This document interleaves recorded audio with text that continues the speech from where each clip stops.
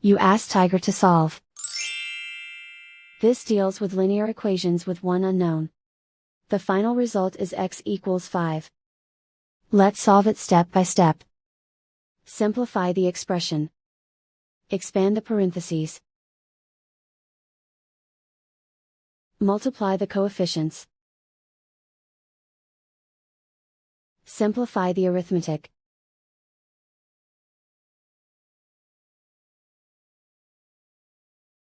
Group all constants on the right side of the equation.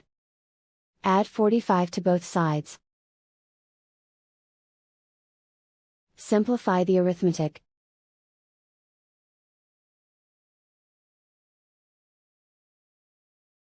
Isolate the x. Divide both sides by 12. Simplify the fraction. Find the greatest common factor of the numerator and denominator.